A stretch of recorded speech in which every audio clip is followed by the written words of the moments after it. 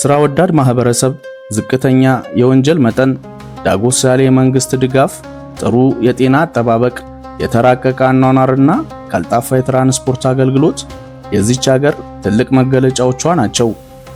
ከነበረችበት የእርስ በርስ ጦርነትና ችግር የጎረቤት ሀገራት የረጅም ዘመን የወረራና የጭቆና ቀንበር ተላቃ ለዓለም ቀድማ ቴክኖሎጂና ዘመናዊነትን ሀሁ እያለች ያስተማረች ሀገራት ጎረቤታችን በሆነች ብለው የሚመኟት ዜጎቻቸውን ደግሞ ምነው እዚህ በተፈጠሩክ የምታስብል ውብና ሀያል ሀገር። እዚች ሀገር ውስጥ ትምህርት በነፃ ሲሆን ተማሪዎች በቀን ከ12 እስከ 16 ሰዓታት ይማራሉ። ታዲያ የተማሩትን አስታውሰው የዩኒቨርሲቲ መግቢያ ፈተናውን የማለፊያ ውጤት ማምጣት ከቻሉ መንግስት ነፃ የስኮላርሺፕ እና በዩኒቨርሲቲ ቆይታቸው የሚያስፈልገውን ሁሉ ወጪዎች ይሸፍናል። አይበለውና የዚች ሀገር ዜጋ ሆነው መስሪያ ቤቶች ቢያሰናብቶት አሊያም በቅርቡ የተመረቁ አዲስ ስራ ፈላጊ ቢሆኑ መንግስት የሐሳቦት ሰምሮ ስራ እስኪያገኙ ድረስ የገንዘብ ድጋፍ ያደርግሎታል። ባለትዳር ሆነው አይኖትን ባይኖት የማየቱን ማዕረግ ከታደሉ መንግስት የአጥር ወፍሳት ሰማይ ያለ በሚሰጡት ረብጣ ገንዘብና ልዩ ልዩ ጥቅማ ጥቅሞች ጮቤ እየረገጡ ካሁን በኋላ ኑሮዬን የምገፋበት ስራዬ ወሊድ ሆኗል ያስብሉታል። የመስራት አቅም የለኝም እድሜ ገፍቶ 65ቱን ተሻግሯል ካሉም ለቁጥር የሚበዛ አክብሮትና የነፃ አገልግሎት ዳጎስ ካለ ጡረታ ጋር ያዘጋጅሉታል። አይ ብለው ፍላጎት የመኖሪያ ቤት ነው ካሉ መንግስት ዝቅተኛ ገቢ ላላቸው ቤተሰቦች ነፃ አሊያም በመንግስት ከፍተኛ ድጋፍ የሚደረግባቸው ተመጣጣኝ ዋጋ ያላቸው ቤቶችን ገንብቶ ያቀርባል። ጤናው ታውቆ አልጋ ላይ ቢውሉ ሀገሪቱ በሕክምናው ዘርፍ ስመገናና በመሆኗ ነፃ ሕክምና ካልሆነም የትም ሀገር በሌለ ቅናሽ እንዲታከሙ ይደረጋል። ይህን ሁሉ ሽልማት ዜጎች ምን ቢያደርጉ ይሆን ካሉ መልሳችን የሚሆነው ሀገሪቱ ዛሬ ለደረሰችበት ከፍታ ስራቸውን ካልጨረሱ የማይመለሱ መጪውን ጊዜ ተንብየው ቀድመው የሚገኙ ከብረት የጠነከሩ ታታሪ ዜጎች ባይኖሯት እጣ ፋንታዋን ለመገመት ጎረቤቷን መመልከት በቂ ይሆናል። የዛሬው ጉዟችን እንደ ወርቅ ተፈትና ከፍ ያለች በችግር ተፈትና በጽናት የኢኮኖሚ ሀያል የሆነች በቴክኖሎጂ ዓለምን ወደ ምትመራው ምስራቅ እስያዋ ሀገር ደቡብ ኮሪያ ይሆናል። አብራችሁን ቆዩ።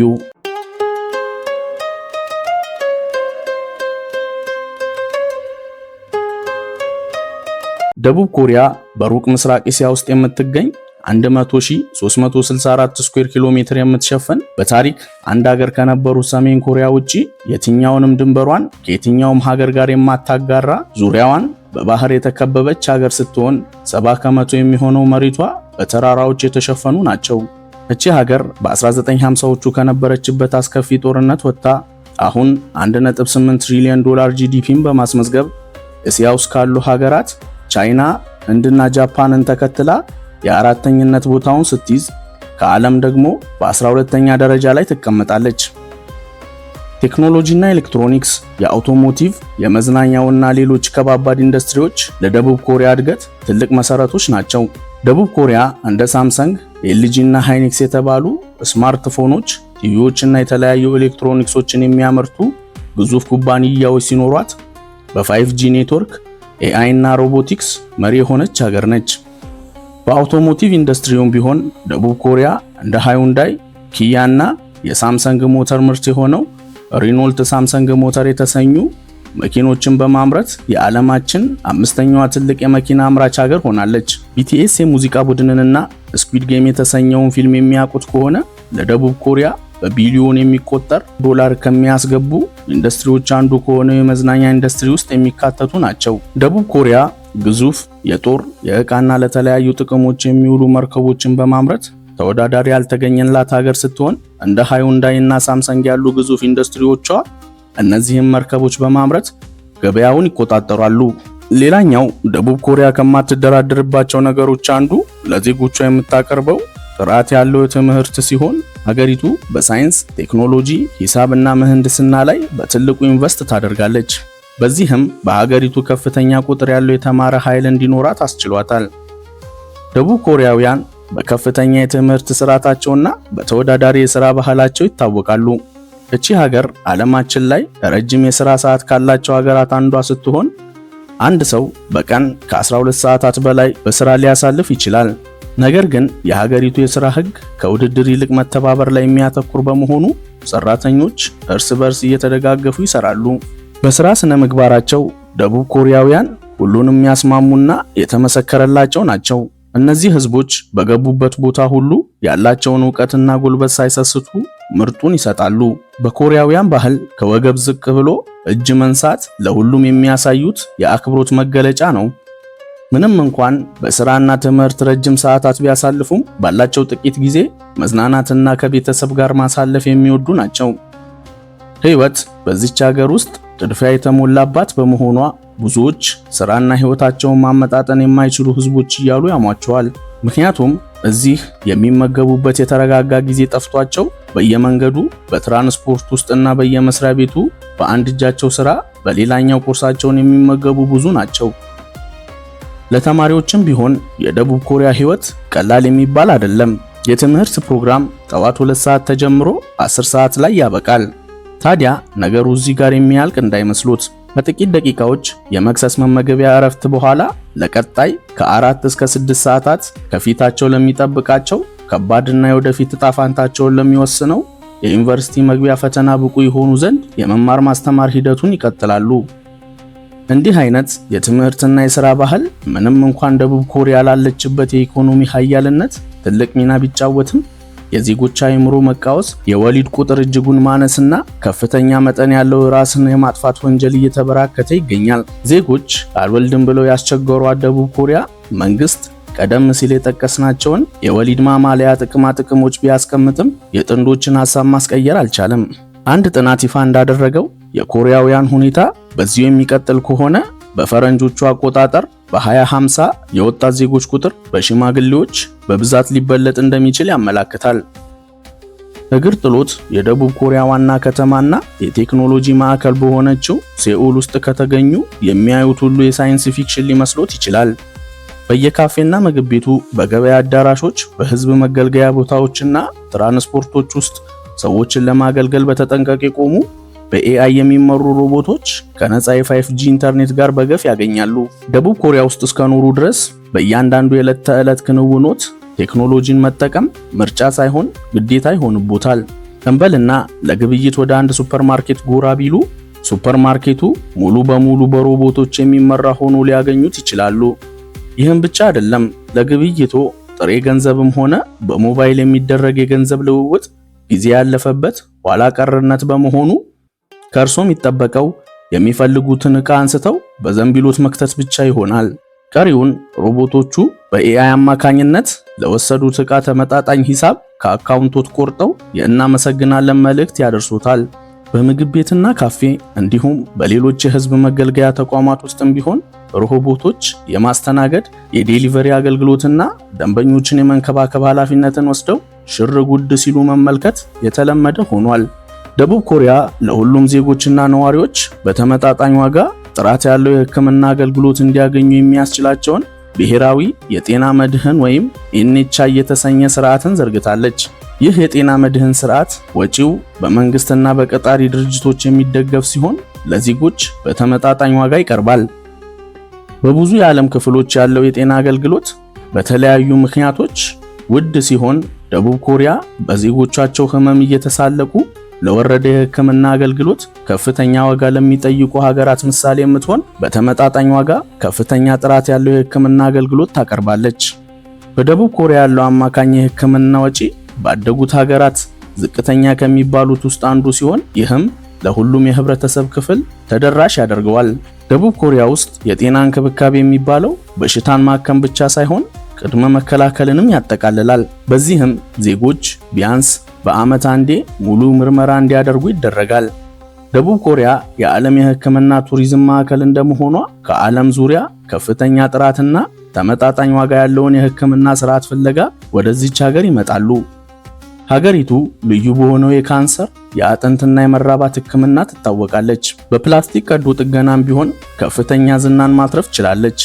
እቺ ሀገር በሕክምና ስርዓቷ ውስጥ የኤአይ እና ሮቦት ቴክኖሎጂን ትጠቀማለች። እነዚህ ሮቦቶች ውስብስብ በሆኑ ቀዶ ጥገናዎች ላይ ሐኪሞችን ከመርዳት ጀምሮ በ3D የታተሙ የአካል ክፍሎችን እስከ ማምረት ይደርሳሉ። ለሕክምና ክትትልም ቢሆን ታካሚ የግድ ሆስፒታል ውስጥ መገኘት የለበትም። ቴሌሜዲካል በተሰኘ የኤአይ ቴክኖሎጂ ስፔሻሊስት ሐኪሞችን በርቀት እንዲያማክሩ ያስችሉታል። በቤት ውስጥ መገልገያም ቢሆን ደቡብ ኮሪያውያን ኤአይን በሰፊው ይጠቀማሉ።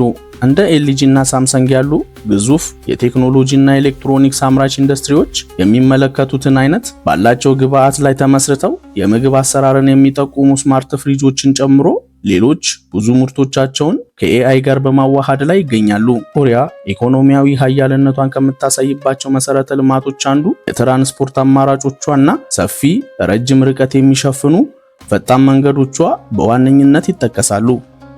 የዚች ሀገር የትራንስፖርት ስርዓት በፍጥነትና ጽዳቱ የተመሰከረለት ዓለም ላይ ካሉ እጅጉን የላቁና ምቹ ከሆኑት ተርታ ይመደባል። የኮሪያ ባቡር ኤክስፕረስ ከነዚህ የትራንስፖርት አማራጮች አንዱ ሲሆን እንደ ሴኡል፣ ቡሳንና ዴጉ ያሉ የሀገሪቱን 71 ከተሞች የሚያገናኝ በሰዓት ከ300 ኪሎ ሜትር በላይ የሚምዘገዘግ በጥቂት ሰዓታት ውስጥ ብዙ የሀገሪቱን ክፍል የሚሸፍን የባቡር ትራንስፖርት ሲስተም አላት። ፍላጎቶት በመሃል ከተማ ውስጥ ብቻ የሚደረግ ጉዞ ከሆነ እንደ ITX ያሉ የባቡር ትራንስፖርት አማራጮችን መጠቀም ይችላሉ።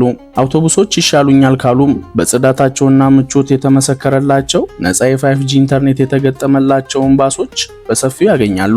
እሱም ይቅርብኝ ብሬን ይጭነቀው ካሉ የከተማ ታክሲዎች፣ ጤናዬን እጠብቃለሁ ካሉ ደግሞ ብስክሌቶችና የኤሌክትሪክ ስኩተሮችን በመጠቀም ጉብኝታችንን መቀጠል እንችላለን። ደቡብ ኮሪያ ጥቂት ዝቅተኛ የወንጀል መጠን ካላቸውና ደህንነታቸው ከተጠበቁ ሀገራቶች አንዷ በመሆኗ እንደ ሴኡልና ቡሳን ባሉ ከተሞች የገበያ ሞሎች፣ ካፌና ሱፐርማርኬቶችን ጨምሮ ሁሉም የህዝብ አገልግሎት መስጫ ተቋማት 24 ሰዓት ለ7 ቀናት ክፍት ሆነው ደንበኞቻቸውን ያገለግላሉ። መንግስትም በበኩሉ የዜጎቹን ደህንነት ለማረጋገጥ በየቦታው የሲሲቲቪ ካሜራዎችን በመግጠም ከፍተኛ ክትትል ያደርጋል። ታዲያ በዚህ ምክንያት ሀገሪቱ የማትተኛ ሀገር የሚል ቅጽል ስም ተሰጥቷታል። ደቡብ ኮሪያ ምንም እንኳን የሀብት ማማ ላይ ብትደርስም አንድ ትልቅ ስጋት አለባት። ይኸውም ከሰሜን ኮሪያ የሚደርሳት የአጠፋሻለሁ ዛቻ እንቅልፍ ነስቷታል። ለዚህም መፍትሄ ይሆን ዘንድ ወታደራዊ ኃይሏን በከፍተኛ ሁኔታ አሰልጥናና አስታጥቃ ከዚች ሀገር የሚደርስባትን ጥቃት ለመከላከል ቀን ከሌት ደፋ ቀና ትላለች። ሌላኛው የዚች ሀገር ችግር ወጣቶችና ታዳጊዎች ፍጹም ጥልቅ በሆነ የቪዲዮ ጌምስ ውስጥ ተጠምደዋል። ይህ ደግሞ የወጣቶችን ምርታማነት በመቀነስ ወደ ድብርት ውስጥ ከቷቸዋል። የትምህርትና የሥራ ጫናን ጨምሮ በሌሎች ምክንያቶች ብዙዎች የአእምሮ ጤናቸው በመታወኩ ራሳቸውን የሚያጠፉ ወጣቶች ቁጥር እጅጉን አሻቅቧል። በመጨረሻም አንዳንድ የደቡብ ኮሪያን የቱሪስት መስህቦች በመጎብኘት ጉዞአችንን እናጠቃል። በ1395 የተገነባው የኮሪያ አርኪቴክቸርና ስልጣኔ ምልክት የሆነው የጊዮንግ ቤተመንግስት መገኛውን በደቡብ ኮሪያ ዋና ከተማ ሴኡል ውስጥ ያደረገ የብዙ ቱሪስቶች መዳረሻ ሆኗል። በተለይም የጠባቂዎች መቀያየር ፕሮግራምን ለመታደም የሚሰባሰቡ ብዙዎች ናቸው። የድንቆች ምድር ተብሎ የሚጠራው ጄጁ ደሴት በአስደናቂ የባህር ዳርቻዎቹ፣ ፏፏቴዎቹና ልዩ መንፈስን በሚያድሱ የተፈጥሮ ቦታዎች ይታወቃል።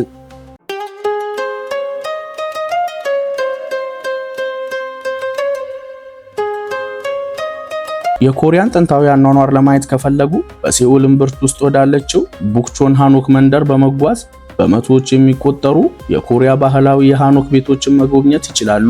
የደቡብ ኮሪያ ሌላኛው መገለጫ ባህላዊ ፌስቲቫሎቿ ሲሆን የቦሪዮንግ ጭቃ ፌስቲቫል በሐምሌ ወር ውስጥ የሚካሄድ ሰዎች መላ አካላቸውን በማዕድን በበለጸጉ ጭቃዎች የሚሸፍኑበት ለኮሪያውያን በጣም አስደሳች ከሆኑ በዓላት አንዱ ሲሆን በዚህ ቀን የተለያዩ ውድድሮች የሚደረጉ ይሆናል።